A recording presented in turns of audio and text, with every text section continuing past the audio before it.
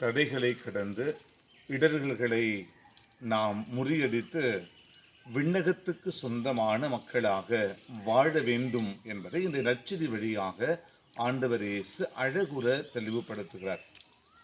கிறிஸ்துவை சார்ந்தவர் என்பதற்காக ஒரு கிண்ணம் தண்ணீர் கொடுப்பவர் கூட கைமாறு பெறாமல் போகார் என்பதையும் ஆழமாக வலியுறுத்துகிறார். இன்றைய முதல் வாசகத்திலே செல்வங்கள் நிலையற்றவை என்பதை இன்றைய முதல் வாசகம் நமக்கு அழகாக சொல்லிக் கொடுக்கிறது. அன்பார்ந்தவர்களே, மனித வாழ்வின் ஒவ்வொரு நிலையிலும் ஒவ்வொரு நொடி பொழுதும் கடவுளின் கருணையும் கடவுளின் வரங்களும் நம்மை பாதுகாக்கின்றன.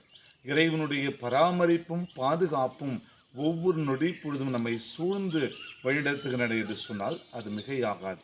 ஆக வாழ்வில் நம்மோடு வாழுகிற சகோதர சகோதரிகளுக்கு இடரலாய் நாம் இருப்பதை விட அவர்களுக்கு உதவி செய்கின்ற நல் மனதை நல் இதயத்தை நாம் ஒவ்வொருவரிடம் இறைவன் முழுமையாக தர இந்த நாளிலே வரங்கள் கேட்போமா?